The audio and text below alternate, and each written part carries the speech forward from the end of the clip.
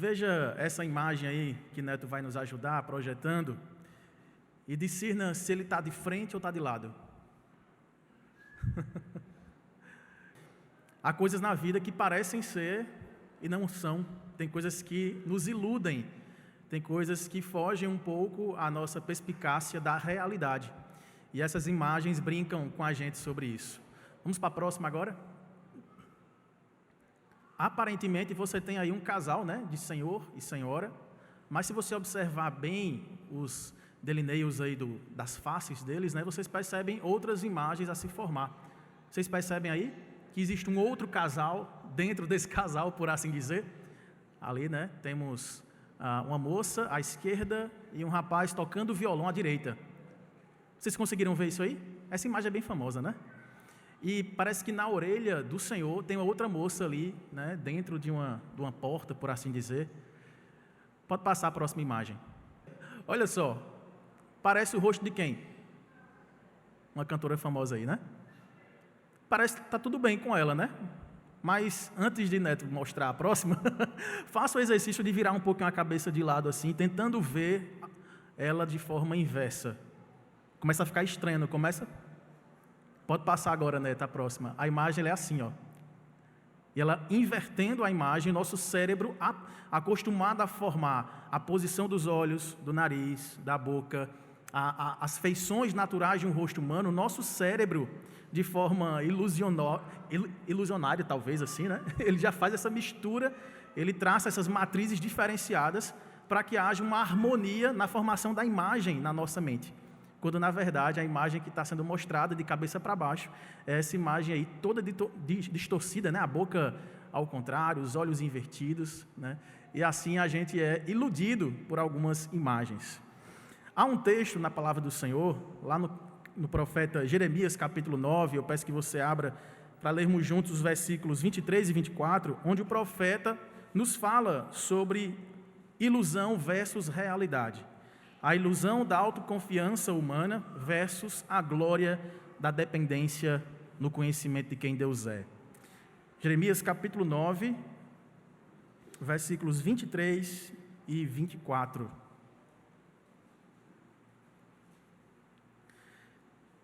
Diz assim a palavra do Senhor, Jeremias 9, 23.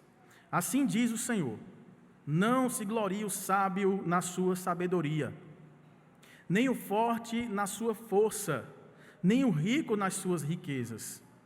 Mas o que se gloriar, glorie-se nisto, em me conhecer e saber que eu sou o Senhor e faço misericórdia, juízo e justiça na terra, porque destas coisas me agrado, diz o Senhor. Amém? Até aqui por enquanto. Vamos orar uma vez mais? Vamos pedir que Deus possa ministrar ao nosso coração a sua palavra. Oremos. Ó Deus, nosso Pai, te somos gratos, Senhor, por mais esse dia na Tua presença, por termos acordado com saúde e estarmos aqui para Te louvar, para cultuar o Teu santo nome. Ó Deus, nós já cantamos aqui a Tua palavra, nós renovamos nosso compromisso de viver através do conselho que vem dela, nós confessamos nossos pecados e oramos juntos. E nesta hora, Pai, para além de tudo que o Senhor já falou e ministrou ao nosso coração, queremos pedir que especialmente, Senhor, neste momento em que abrimos a Tua palavra e a lemos, que ela possa falar diretamente ao nosso coração. Tu conheces, ó Pai, cada um que entrou por estas portas e cada um daqueles irmãos que estão a nos acompanhar na transmissão. Tu sabes as nossas reais e mais essenciais necessidades, as mais urgentes, ó Deus. Então pedimos que o Senhor possa supri-las agora, através da ministração ao nosso coração, dos tesouros que advêm da Tua revelação, do Teu ser e das Tuas obras. Assim oramos agradecidos, ó Deus, em nome do Senhor Jesus. Amém e amém. Meus irmãos, esses dois versículos que acabamos de ler, eles vêm depois de vários oráculos de juízo do profeta Jeremias. Trata-se de uma profecia que trouxe para Jeremias uma tristeza ao seu coração, porque durante 40 anos em um ministério fiel do profeta Jeremias, ele não viu os frutos de arrependimento e fé para com o seu povo. Jeremias profetizava anunciando uma tragédia uma destruição, uma calamidade que sobreviria sobre o reino de Judá. Isso estamos falando aí mais ou menos o século VII a.C. E aí Jeremias traz essas profecias chamando o povo ao arrependimento, porque esse povo andava distante de Deus. O povo havia se rebelado contra o Senhor. Os reis, sacerdotes e vários profetas estavam cheios de malícia e injustiça em seus corações. A nação, tão abençoada por Deus, escolhida pelo Senhor, agora virava as costas contra o seu libertador para traí-lo com falsas divindades, se atolando em várias idolatrias. E aí Judá rejeitaria todas essas advertências que começam já no primeiro capítulo do profeta acerca do juízo vindouro e colocava a sua confiança supersticiosa em 3 coisas basicamente.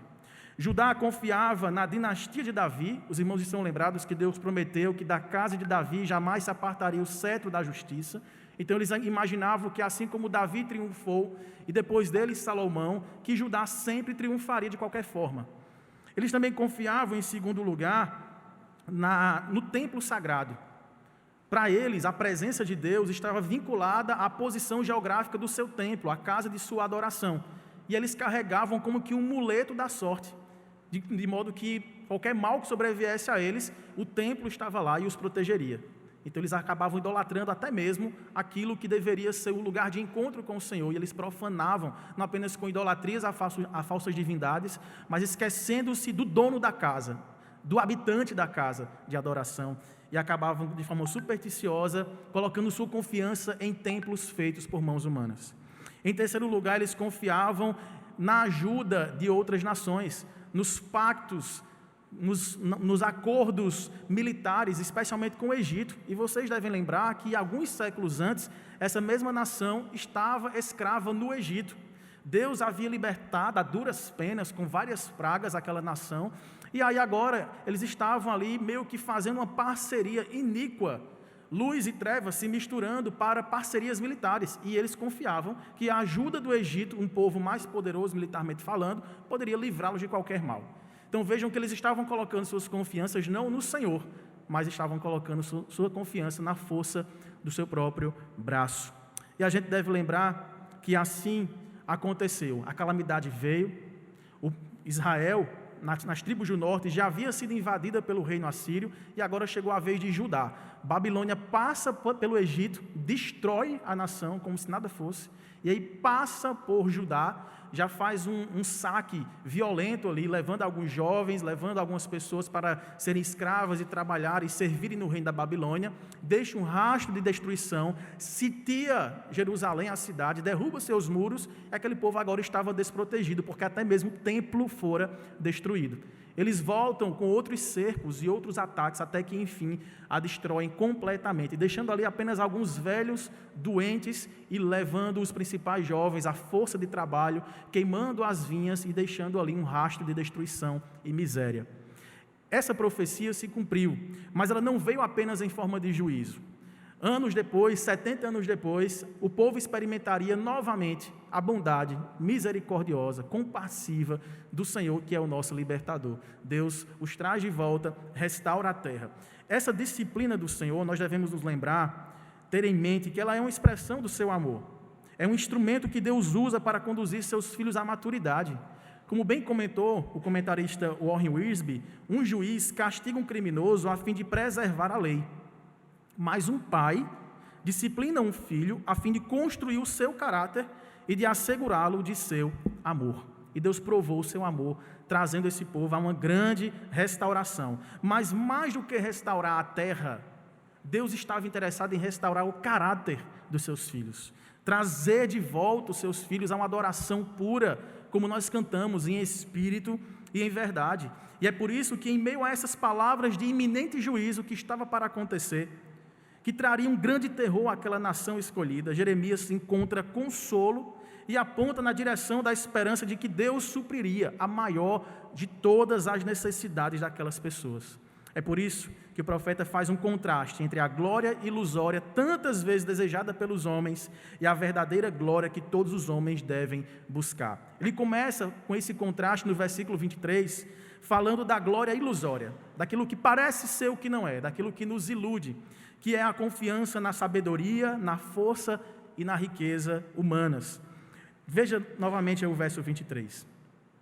Assim diz o Senhor: não se glorie o sábio na sua sabedoria, primeira coisa, nem o forte na sua força, e também não se glorie o rico nas suas riquezas. O profeta aqui está falando, irmãos, do alto engano. O povo pensava que poderia sobreviver a esses oráculos de juízo, às provações que viriam, simplesmente de forma independente, colocar a sua confiança em vários esteios falsos e insatisfatórios que agora seriam removidos deles.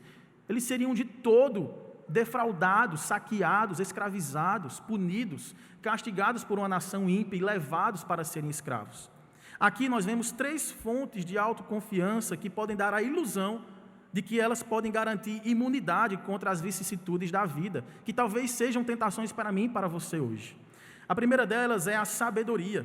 O indivíduo que se considera sábio reconhece em seu conhecimento, em seu entendimento, habilidades intelectuais e que o coloquem em uma posição que, quando chegar o tempo da provação, da tribulação, da luta, eles podem, de modo independente, conseguir o livramento, conseguir sobreviver a essas tempestades da vida.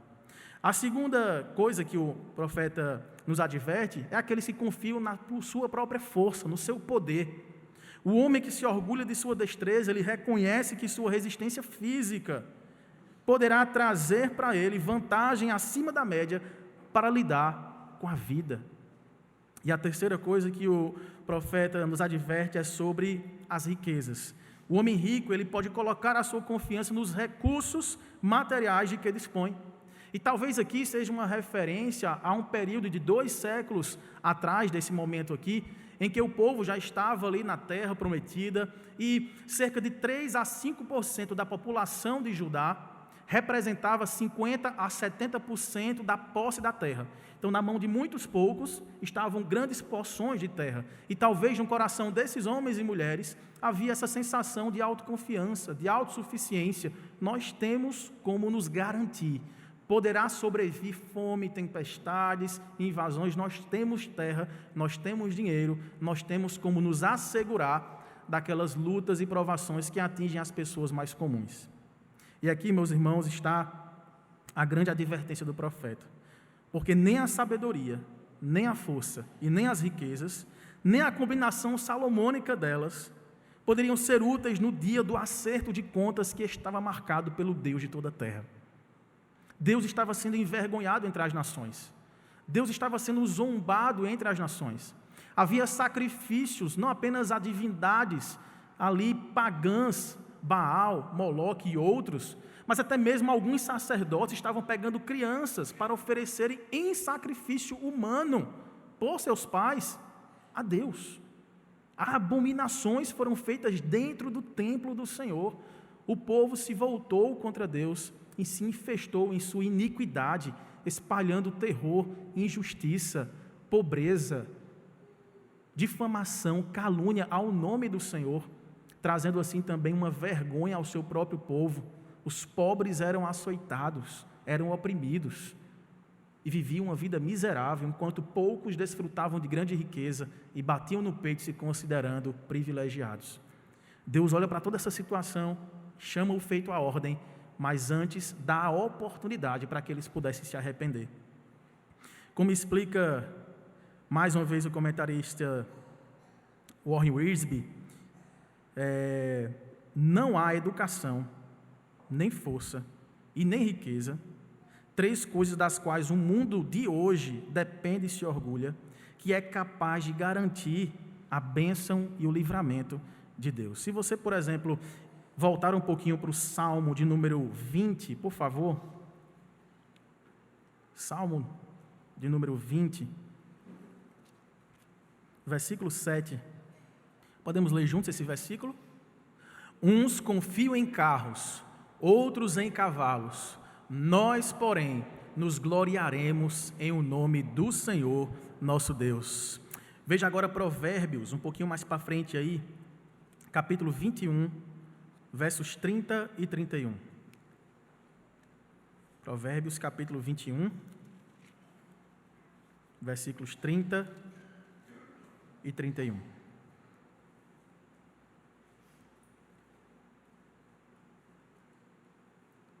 Leiamos uma vez mais juntos? Não há sabedoria, nem inteligência, nem mesmo conselho contra o Senhor. O cavalo prepara-se para o dia da batalha, mas a vitória vem do Senhor. Quantas vezes, irmãos, nós precisamos ser lembrados dessa verdade? Não há qualquer capacidade intelectual, não há qualquer preparo físico ou mental, e nem qualquer estrutura que possa oferecer-nos uma privilegiada posição social, de status de riqueza, que possa nos livrar do juízo do Senhor. Se nós não nos buscarmos arrepender-nos dos nossos pecados, confessarmos, deixarmos e encontrarmos no Senhor a sua misericórdia. Porque ainda que passemos por várias provações e atravessando vales sombrios como vales da morte, saberemos que bondade e fidelidade nos seguirão. Quando? Todos os dias da nossa vida. Seja o dia qual for, o dia colorido de paz e plena alegria e o dia nebuloso de tempestades e dúvidas e medos, o Senhor estará com o seu povo. É dele que vem a nossa vitória. Era isso que o profeta estava chamando o seu povo a arrependimento. Veja, ele passou 40 anos fazendo isso. Sabe o que é 40 anos um pregador chamar o povo ao arrependimento? Dizer, olha, voltem seus olhos a Deus. Nós precisamos depender do Senhor. Vossos pais esqueceram de contar as muitas maravilhas de quando estávamos no deserto, e Deus fez jorrar água de onde não tinha, de pedras. Deus fez descer chuva de comida onde não havia sequidão e miséria. Deus fez trazer-nos a pés enxutos atravessando o mar revolto do vermelho, para que o povo inimigo pudesse ser ali refreado em sua intenção maligna de devorar a nação cujo Deus é o Senhor. E agora, como nós somos conhecidos? Como o povo que se mistura com várias divindades, sacrificam seus filhos e profanam o nome santo do Senhor, que é o nosso libertador. Portanto, se arrependam, confiem no Senhor, endireitem os vossos caminhos, e Ele vos trará a paz de que tanto necessitamos. Mas o povo se fez de moco, surdo, cego, e assim Deus precisou trazer a sua mão de juízo sobre o seu povo. Quando a gente volta então para o texto, no verso 24, ele faz o contraste agora do que deveria ser o caminho do homem e da mulher de Deus. O verso 24 de Jeremias 9 nos diz: mas o que se gloriar, glorie-se nisto, em me conhecer e saber que eu sou o Senhor. Eu faço... Olha a relação que ele faz mais uma vez de 3 conceitos aqui.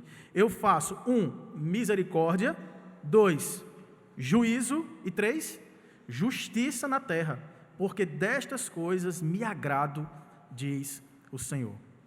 A revelação do ser de Deus, das suas obras, do seu propósito para a nossa vida, compõe a única base adequada e segura para a confiança de qualquer ser humano. Essa, de fato, é a maior necessidade de cada criatura humana vivente na face da terra. Não é apenas saber algo sobre Deus. Não é apenas descobrir em estudos teológicos alguns dos seus atributos, comunicáveis e incomunicáveis. Não é apenas um estudo teológico sobre a vontade de Deus, aquilo de que Ele se agrada. É mais do que isso, é um compromisso de vida. Foi Jesus mesmo quem disse em João 17,3... a vida eterna é esta, que te conheçam a ti, o único Deus verdadeiro, e a Jesus Cristo a quem enviaste. E quando a gente contrasta essa tríade de autossuficiência que nós vimos atrás, a questão do autoconhecimento, a questão do conhecimento meramente humano, da sabedoria humana, a força humana e a riqueza humana, elas são contrastadas agora por 3 caráteres, ou 3 aspectos do caráter divino que são mencionados aqui no texto. É que o Senhor faz misericórdia, Ele é misericordioso. O Senhor, Ele derrama seu juízo e Ele executa a sua justiça na terra. Deus é o Deus justo, o Deus de justiça. Esses 3 termos aqui, irmãos, estão no âmago da teologia do Antigo Testamento. Nós vemos pelas narrativas, pelas histórias, pelas profecias, pelos escritos antigos, Deus se revelando como Deus justo, um Deus sábio, um Deus que se relaciona com o seu povo por meio de um pacto de fidelidade, em que Ele prometia ser o Deus do seu povo e que seu povo deveria, por exclusividade, compromisso de vida, adorar ao único Deus verdadeiro, adorar somente ao Senhor que fez os céus e a terra. Quando a gente pensa em misericórdia, que é um dos atributos de Deus, ela é descrita aqui no Antigo Testamento especialmente como o amor comprometido de Deus para com o seu povo. Esse termo ela tem uma variedade de significados ao longo do texto bíblico, né? E ela pode expressar bondade, amor constante, amor infalível, beneficência, entre outros. A ideia é que Israel sempre teve um rei, não humano, um rei divino. O rei pactual de Israel era aquele que se comprometia em exercitar o seu relacionamento com o povo que não o merecia, com o povo inconstante em suas escolhas. E não pode haver dúvida quanto às suas intenções em relação a ele. É o próprio Jeremias aqui, lá na frente, capítulo 29, verso 11, que diz: eu é que sei que pensamentos tenho a vosso respeito, pensamentos de paz e não de mal, para fazer aquilo que vocês desejam. Em outras versões, para vos dar um futuro e uma esperança. Conhecer a misericórdia do Senhor deveria causar admiração por ela simplesmente existir e gratidão por ela ser manifesta ao seu povo por meio de uma aliança, a qual, por sua vez, requer uma resposta do seu povo. Deus é compassivo. Deus se comprometia em ser bondoso para com o seu povo, mas ele também requeria bondade e misericórdia do povo que o adorava, para que o seu testemunho percorresse entre as nações, de que ali está um povo abençoado pelo verdadeiro Deus, que é compassivo. Infelizmente, as pessoas que o representavam, por assim dizer, reis, sacerdotes e profetas, estavam envolvidos em seus negócios pessoais, mesquinhos, egoístas, e a misericórdia passava longe deles. Mas o Senhor estava aqui falando e renovando sobre eles, relembrando do pacto de misericórdia que foi feito de uma vez por todas. Em segundo lugar, quando ele fala do juízo, esse juízo do Senhor cobre a administração do reino de Deus como um reino caracterizado por padrões de equidade e verdade que refletem o que ele mesmo é. O ser de Deus é revelado naquilo que ele faz quando julga a terra. Deus não pode ter por inocente o culpado. Deus precisava agir como um reto juiz que não se vende, que não vende suas sentenças, que não negocia a verdade, mas que precisava ser adorado em espírito e em verdade, refreando a maldade de corações idólatras que o afastavam do Senhor e que assim corrompiam a nação por completo, colocando-se como inimigas de Deus entre as nações. Deus estava chamando a atenção para o juízo vindouro, para que sua justiça pudesse ser proclamada novamente. E é isso que ele faz quando fala de justiça ou retidão aqui no texto, que refere-se à conformidade a um padrão. Deus é aquele que sempre está à altura das normas que ele mesmo exige, por ele ser eterno e porque seu vínculo pactual é voluntário. Deus voluntariamente se colocou ao dispor do seu povo, para abençoar o seu povo e ser seguido e servido pelo seu povo com justiça. Como diz então o texto, justo é o Senhor em todos os seus caminhos, benigno em todas as suas obras, diz o salmista no Salmo 145, verso 7. Ele mesmo não pode desviar-se do seu caráter, portanto ele precisava agir com retidão. Desse modo nós podemos confiar nesse Deus, servi-lo. Em todas as suas relações, procedimentos com os homens, ele sempre manifesta a sua justiça na terra. Veja, o apóstolo Paulo aprendeu a avaliar corretamente os padrões das igrejas onde ele ministrava. Quando ele ia plantar alguma igreja, ele observava a cultura local e as necessidades vitais daquele povo, necessidades espirituais, principalmente. E quando a gente vê, por exemplo, o texto de 1 Coríntios, se você puder abrir no capítulo 1, 1 Coríntios, capítulo 1, versos 30 e 31, nós temos aí o apóstolo Paulo falando sobre esses padrões humanos de prosperidade, de posição social, de poder, em que alguns coríntios baseavam seus julgamentos de mérito, e ele usou essas palavras de Jeremias para apontar-lhes o entendimento correto do assunto. 1 Coríntios, capítulo 1, versos 30 e 31, diz o Senhor, através de Paulo: mas vós sois dele em Cristo Jesus, o qual se nos tornou da parte de Deus, veja, sabedoria, justiça, santificação e redenção. Aí ele cita o texto agora: para que, como está escrito, aquele que se gloria, glorie-se no Senhor. Nós só temos, irmãos, motivos de confiança nesse Deus que não muda, que é sempre justo, que é sempre reto, mas que também é misericordioso. Como diz o Salmo 103, um dos salmos que eu mais gosto na Bíblia, o verso 10, Deus não trata ou não nos trata de acordo com os nossos pecados, nem consoante as nossas iniquidades. Por quê? Porque Ele é um Deus de misericórdia. Porque a sua misericórdia dista do Oriente ao Ocidente. Ela alteia-se dos céus à terra e não tem fim. Esse mesmo profeta Jeremias, em seus lamentos, lá no livro de Lamentações de Jeremias, capítulo 3, quando ele escreve um livro de poemas, de poesias choradas, de um coração de um profeta ali entristecido por não ver o fruto de sua pregação, o arrependimento e fé de um povo rebelde, ele diz: eu quero trazer à memória aquilo que me traz esperança.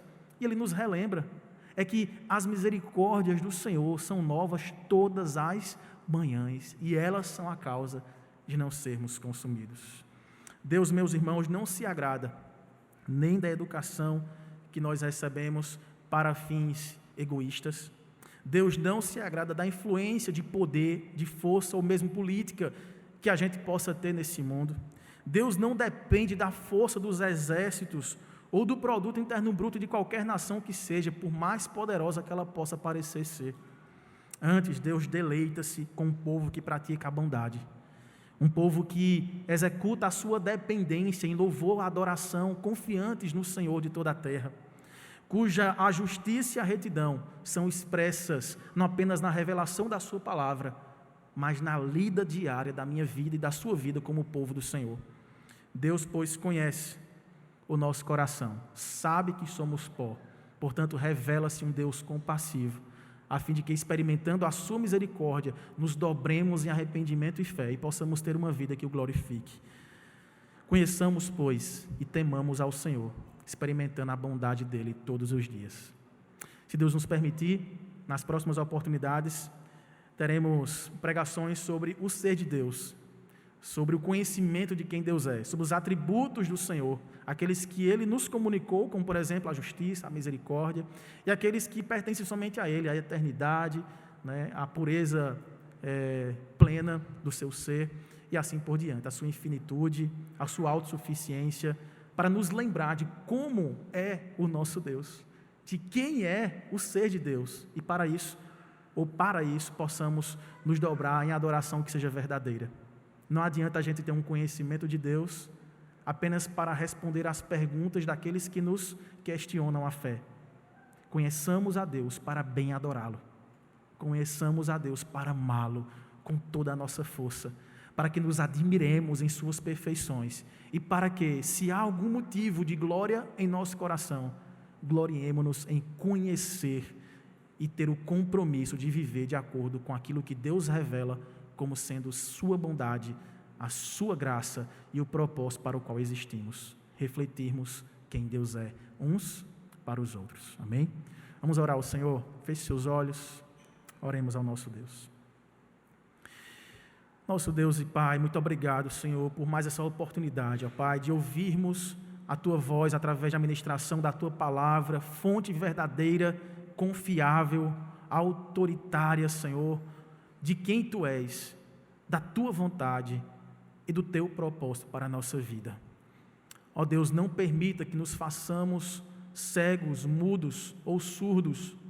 Não nos permita, Senhor, a dureza do coração deste povo que demorou 70 anos para se arrepender. Deus, tenha misericórdia de cada um de nós, Pai, que possamos dar ouvidos ao Senhor, calar as vozes loucas do nosso próprio ser, de nossa vaidade, e nos ajude, Senhor, a nos deleitar na revelação de quem Tu és, porque Cristo foi enviado a nós como revelação exata do Teu ser, a fim de que punido fosse pelas nossas iniquidades, o castigo pudesse ser experimentado por Ele, tão somente por Ele, a fim de que nele tivéssemos paz contigo, paz conosco, paz uns com os outros, aguardando, ó Deus, a restauração plena e final que virá na Tua glória, quando Cristo voltar, sobrepondo, Senhor, as nossas iniquidades, as nossas vergonhas, e trazendo a glória que nos vestirá para todo sempre. Aguardamos ansiosos esse dia. Ó Deus, liberta-nos para que o Senhor nos encontre fiéis, Em nome de Jesus. Amém.